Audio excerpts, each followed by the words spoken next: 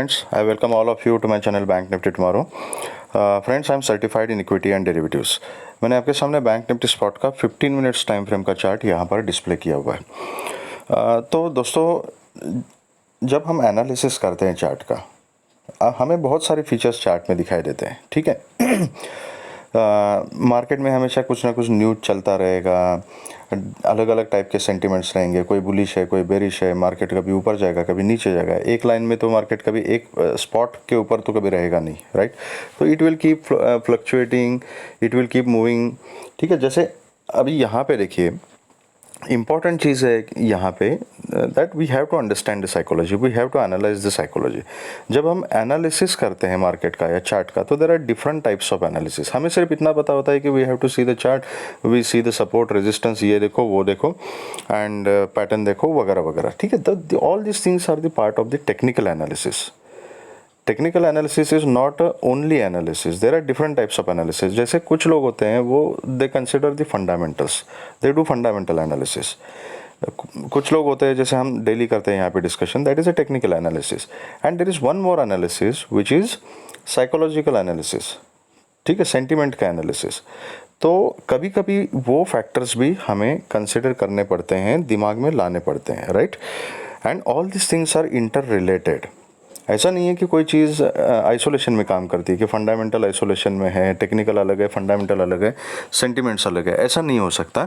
ये तीनों चीज़ें एक दूसरे के साथ जुड़ी हुई होती है हमेशा, दे आर इंटरकनेक्टेड। ओके, कैसे मैं बताता हूँ आपको। नाउ, कल का अगर आपने एनालिसिस देखा है, वीडियो देखा है, तो क्लियरली मैंने आपको बोला था कि यहाँ से फ्लैट खुलती है, इसी एरिया में खुलती है, कहीं ऊपर नीचे जाती है मार्केट, आई विल वेट। मैं इमीडिएटली पुट की पोजीशन नहीं लूँगा। मैं पुट की पोजीशन कहाँ लूँगा? अगर यहाँ से कहीं ऊपर जाती है और ये जो 44,000 का जो जोन है, यहाँ पे अगर जाके बैंक निफ्टी रिजेक्शन लेती है, कुछ पैटर्न बनाती है, and if it is unable to break out 44,000 का लेवल, तो यहाँ पर मैं पुट की पोजीशन इनिशिएट करूँगा। हुआ था, यही डिस्कशन हुआ था कल हमारा। आज क्या किया देखिए, this is a first candle. ये कैंडल, इसमें काफ़ी सारा फ्लक्चुएशन था, काफ़ी वोलेटाइल कैंडल थी। ये पहले नीचे आ गई 800 के आसपास, फिर वहाँ से सपोर्ट लेके फिर ऊपर गई, फिर 44,000 के पास चली गई, फिर वहाँ से नीचे आ गई, कहीं बीच में क्लोजिंग दे दिया 950 980 के पास। उसके बाद इसने एक शार्प मूवमेंट ऊपर की तरफ दे दिया 44,024 तक का। ओके, एंड उसके बाद यू कैन सी कंटिन्यूसली ये नीचे आता चला गया। ओके, तो यही एग्जैक्टली चीज़ मैंने कल आपसे डिस्कस की थी कि अगर यहाँ ऊपर जाता है 44,000 के आसपास, कंसोलिडेट होता है, कुछ करता है, रिजेक्शन लेता है, तो I will go for a put, and call की पोजीशन इसके ऊपर ही बनेगी। यही डिस्कशन हुआ था अपना। नाउ, ये चीज़ कैसे एंटिसिपेट की थी? इसमें कोई रॉकेट साइंस है? No, I am not a astrologer. मुझे नहीं पता कि क्या होने वाला है। Market is supreme, market decide करती है कि क्या होने वाला है। लेकिन we can just analyse the probability based on the chart, and जो पॉइंट्स मैंने शुरू में बताया आपको कि एनालिसिस के अलग अलग तरीके। अभी ये मैंने कैसे एंटिसिपेट किया था, मैं तरीका बताता हूँ आपको। ये बैंक निफ्टी के ये जो लेवल्स है अभी 44,050 से लेके मैंने बोला आपको 150 तक का, this is the all time high का resistance. Now once we say it is all time high, तो that reason is sufficient to make it a very important level, ठीक है। तो एक वेरी इंपॉर्टेंट लेवल भी हो गया, एक साइकोलॉजिकल लेवल भी हो गया, राइट। अब यहाँ पे क्या लोगों की साइकोलॉजी हो सकती है? इफ़ यू आर बायर, आप बाइंग साइड में अगर देख रहे हो, अगर आपको पता है कि ये एक important all time high resistance है जो पिछले 3-4 दिन से मार्केट ब्रेकआउट इसका नहीं दे रही है, तो इस लेवल के आसपास जाने के बाद would you feel comfortable making a new position, new long position? आप लॉन्ग करोगे? यहाँ पे कॉन्फिडेंस आएगा आपको? नहीं आएगा ना। तो डेफिनेटली जब तक ये 44,000 के ऊपर सस्टेन नहीं हो रहा है मार्केट, तो कोई भी यहाँ पे सी की पोजीशन या बाइंग की पोजीशन बनाने में कंफर्टेबल फील नहीं करेगा, राइट।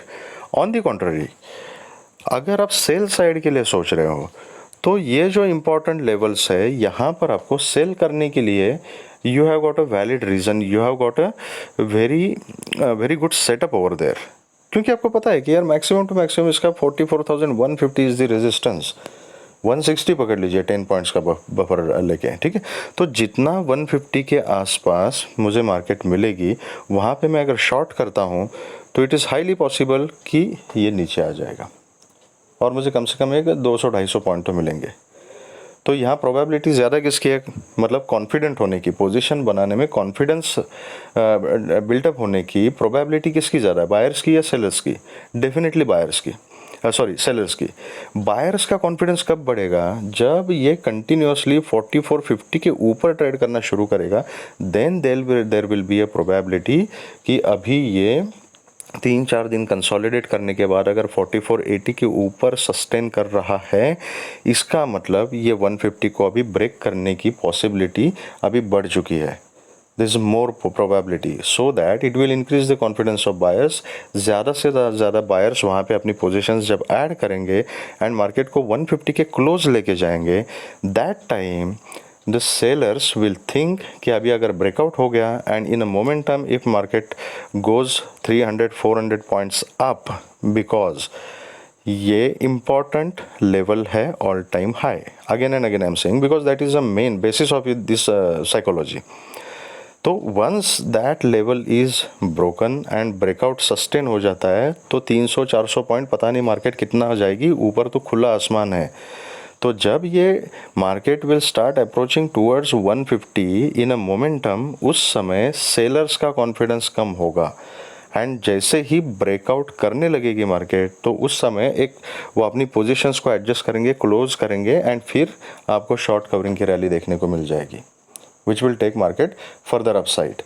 तो ये साइकोलॉजी होती है किसी इंपॉर्टेंट लेवल के पास, and that is why based on this analysis only मैंने आपको कल बोला था कि यहाँ से ऊपर अगर जाती है मार्केट नीचे आके तो 44,000 के आसपास मैं देखूंगा और यहाँ पे पुट की पोजीशन इनिशिएट करूंगा। अभी यहाँ पे किया क्या मार्केट ने, 800 तक आ गए, 800 से 44,000, मतलब 200 पॉइंट की जो स्विंग है वो एक कैंडल में आपको मिल रही है, 200 पॉइंट की मूवमेंट, राइट।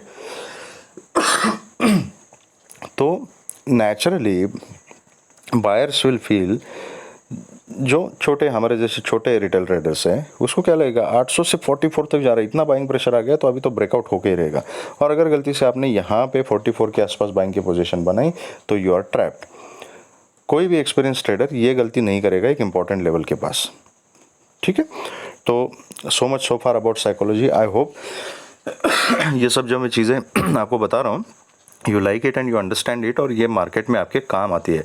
मुझे कमेंट सेक्शन में बताना अगर काम आती है, वीडियो अगर अच्छा लगता है तो लाइक वाइक कीजिए, शेयर वगैरह कीजिए, ठीक है। तो यहाँ पे एक पुट की पोजीशन हमने डिस्कस की थी एंड 700 तक के टारगेट्स हमें इसमें मिल गए, ठीक है। एंड में मार्केट ने थोड़ा सा फिर से अप मूवमेंट दिखाया 950 तक का एंड नीचे 43,822 के लेवल पे ही मार्केट ने क्लोजिंग दिया। ओके, अभी कल किस तरीके से काम करना है, सेटअप बहुत ही सिंपल है दोस्तों। अभी तक मार्केट कंसोलिडेट कर रही है, it is a range bound. ऊपर के लिए अगर कहीं पर भी बीच में अगर ये खुलती है, 300 के पॉइंट्स के रेंज मार्केट ने बना के रखी है।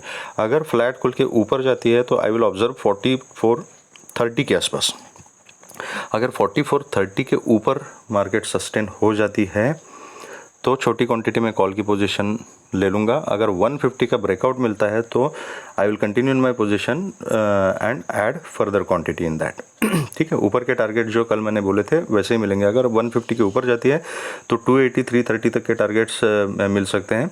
उसके ऊपर कंटिन्यू करती है तो 450 तक के टारगेट्स हमें ऊपर की तरफ मिल सकते हैं।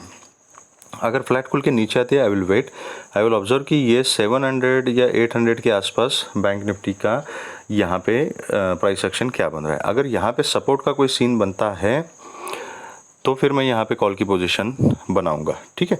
मतलब ये जो लेवल है 700 एंड 44,000 का लेवल, मॉर्निंग में मार्केट हमें इस लेवल के पास जहाँ कहीं मिलेगी वहाँ पे हमें ये देखना पड़ेगा कि आज भी मार्केट यहाँ रेंज बाउंड रहने वाली है या कहीं ब्रेकआउट का सीन बनेगा। तो अगर नीचे की तरफ कंसोलिडेट करती है तो मैं वेट करूँगा कि या तो ऊपर की तरफ निकले या तो नीचे 700 को ब्रेक करे। अगर 700 को ब्रेक करती है तो I will go for a put, नीचे फिर 580, 500 एंड 450 तक के टारगेट्स नीचे मिल सकते हैं। 450 के नीचे फिर 300 तक हम ट्रेल कर सकते हैं। लेकिन यहाँ से सपोर्ट लेके ऊपर जाती है तो मेरा 950 के आसपास मैं अपना फर्स्ट टारगेट बुक करूँगा and then I will wait for a breakout. And ऊपर अगर मिलती है शुरू में मॉर्निंग आवर्स में, जैसे आज हुआ था, आज ऊपर मिलती है तो यहाँ पे एक्शन देखना पड़ेगा। इसको अगर ब्रेक करती है तो I will go for call, और इसको ब्रेक नहीं करती है, यहाँ से रिजेक्शन लेती है, तो इस रिजेक्शन को भी हम ट्रेड कर सकते हैं। ओके, अगर गैप अप खुलती है और 4430 के ऊपर अगर खुलती है तो मैं थोड़ी देर वेट करूंगा, एक स्विंग का वेट करूंगा। जो पैटर्न बनेगा, जहाँ पे स्विंग बनेगी, सपोर्ट लेगी, आई will go for call definitely. 4430 के ऊपर मैं पुट के बारे में नहीं सोचूंगा, I will think about call. लेकिन मैं डिप का वेट करूंगा और वहाँ से जैसे डिप मिलता है मैं कॉल की पोजीशन यहाँ पे इनिशिएट कर दूंगा। ओके, बहुत ही ज़्यादा गैप अप ओपन हो जाती है 44,150 वगैरह के आसपास कहीं, और यहाँ पे एक फर्स्ट कैंडल ग्रीन बनाती है। ठीक है, तो मतलब ये किसी भी टाइप के गैप अप के लिए ये लागू है। अगर 4450 टू 150 के बीच में कहीं पर भी मार्केट खुलती है और एक ग्रीन कैंडल बनाती है, ठीक है, उसका फॉलोअप आता है और 44,150 को ब्रेक करती है, तो I will go for a call. ऊपर के टारगेट सेम रहेंगे। अगर यहाँ 150 के आसपास खुल के कहीं नीचे आती है और फिर से अगर 4430 के नीचे ट्रेड करना शुरू करती है, तो फिर छोटी क्वांटिटी में आई will go for a put. नीचे के टारगेट्स फिर सेम रहेंगे, 700 तक की इनिशियल, 700 के नीचे हम ट्रेल कर सकते हैं। गैप डाउन खुलती है, अगर 700 के आसपास खुलती है तो मैं देखूंगा, अगर सपोर्ट लेती है तो I will go for a call. 700 के नीचे अगर खुलती है I will wait for one pull back, और अगर 700 के आसपास आके कहीं 700 800 के आसपास आके रिजेक्शन लेते हैं तो यहाँ पे मैं पुट की पोजीशन इनिशिएट करूँगा। तो this is about bank Nifty. देखते हैं निफ्टी में हमारा डिस्कशन क्या था और निफ्टी ने क्या किया। ओके, अभी आज के दिन सबसे इंपॉर्टेंट चीज़ क्या है कि निफ्टी और bank Nifty exactly opposite directions में काम कर रहे थे। निफ्टी पॉजिटिव है लेकिन बैंक निफ्टी नेगेटिव है। अब इसके पीछे भी एक साइकोलॉजी का रीज़न है, वो भी मैं अभी बता देता हूँ आपको। निफ्टी के पास काफ़ी स्पेस अवेलेबल है, Nifty is away from all time high, मैं आपको 2-3 दिन से बता रहा हूँ, but bank Nifty is exactly at all time high. तो ऊपर ज़्यादा मूवमेंट के लिए, मनूवर करने के लिए बैंक निफ्टी के पास स्पेस नहीं है, इसलिए बैंक निफ्टी इतना ऊपर नहीं गया, वहीं पे कंसोलिडेट कर रहा है। वेर एज निफ्टी में अगर देखोगे तो ऊपर की तरफ निफ्टी के पास रेंज है काफ़ी, ठीक है। तो थोड़ा सा अगर पॉजिटिव एटमॉस्फेयर है तो निफ्टी में अच्छी खासी मूवमेंट हमें देखने को मिलती है। बैंक निफ्टी में वो तभी मिलेगी जब रेजिस्टेंस का ब्रेकआउट मिलेगा, ठीक है। अब निफ्टी में आज का क्या सीन था, हमने क्लियरली डिस्कस किया था कि अगर मार्केट हमें 200 के ऊपर मिलती है कहीं, डेफिनेटली कॉल की पोजीशन ही लेनी है। और यहाँ पे देख लीजिए आप, this is a first candle, candle खुली फ्लैट, वैसे ही थोड़ा सा नीचे डिप ले लिया 150 160 के आसपास, वहाँ से जैसे 200 के ऊपर सस्टेन होगी, यहाँ पे मैंने कॉल की पोजीशन बनाई। मैंने बोला था कि 200 के ऊपर कॉल लेना है, टारगेट जो रहेगा 290 300 का टारगेट रहेगा। आप देख लीजिए, जो डिस्कस किया था एग्जैक्टली वही मूवमेंट निफ्टी ने हमें दे दिया। तो अगर खुलते के साथ ही फर्स्ट हाफ एन आवर के अंदर अगर ये हमारा टारगेट सक्सेसफुल हो जाता है तो हमें फिर ये जो पोर्शन है इसमें ट्रेड करने की कोई रिक्वायरमेंट नहीं है। ये डिसिप्लिन अगर हम मेंटेन करते हैं तो then only we can earn a consistent profit. Okay, अब कल के लिए किस तरीके से काम करना है, तो कल के लिए भी निफ्टी का setup is also very simple. 330 का जोन है, 18,330 के ऊपर आई will go for a call, and 350 के ऊपर अगर सस्टेन हो जाती है तो मैं इसमें क्वांटिटी ऐड कर दूंगा। 390 400 तक का इनिशियल टारगेट रहेगा, उसके बाद 440 470 एंड 500 ये टारगेट्स ऊपर रहेंगे। अगर ये नीचे आती है, नीचे अगेन 290 का जो लेवल है, 290 का level is very important level. अभी 290 टू 330 के बीच में इसने एक बहुत ही नैरो रेंज बना के रखी है, वहाँ पे कंसोलिडेट किया है। तो ये अगर ऊपर की तरफ ब्रेकआउट करती है तो फिर 400 तक के लेवल हमें मिल सकते हैं। अगर नीचे की तरफ ब्रेकआउट करती है तो फिर से अगेन 250 एंड 200 तक के लेवल्स हमें नीचे की तरफ मिल सकते हैं। तो अगर ये फ्लैट खुल के फिर से 290 के नीचे एक 5 मिनट्स का क्लोजिंग मिलता है और उसके नीचे ट्रेड करना शुरू करती है तो छोटी क्वांटिटी में मैं पुट की पोजीशन ले लूँगा। 250 एंड 200 तक के इनिशियल टारगेट्स नीचे की तरफ रहेंगे, उसके भी नीचे निकल जाती है तो I will trail. Gap up खुलती है कहीं 350 के आसपास खुलती है और यहाँ से 350 के ऊपर सस्टेन हो जाती है, I will go for a call, ठीक है। अगर गैप डाउन खुलती है कहीं 250 के आसपास या 200 के आसपास खुलती है तो इमीडिएटली मैं कुछ नहीं करूँगा, आई विल सी, एक स्विंग का वेट करूँगा कि एग्जैक्टली क्या कर रही है, क्योंकि गैप डाउन खुलती है, अगर मैं यहाँ पे सपोर्ट मान के इमीडिएटली बाय करता हूँ तो हो सकता है थोड़ा सा ऊपर जाके फिर ये इस कंटिन्यूएशन में ऐसा कुछ पैटर्न बना है, ठीक है। तो अगर कहीं यहाँ खुलती है तो आई विल वेट कि यहाँ जाके कहीं ये रिजेक्शन लेके ऐसे तो नहीं आ रही नीचे, और अगर ये ऊपर का पैटर्न बनाती है, कोई सपोर्ट का सीन बनता है, उस समय मैं कॉल ले लूँगा। अगर ये नीचे का पैटर्न बनाती है तो उस केस में आई will go for a put. तो एनालिसिस को सिंपल रखेंगे। अगर आपको यह वीडियो अच्छा लगा है तो please hit the like button, subscribe the channel and share the video with the maximum people so that all will be benefited. और आपका कोई सुझाव है तो मुझे कमेंट सेक्शन में बताइएगा। Thank you very much friends and all the very best.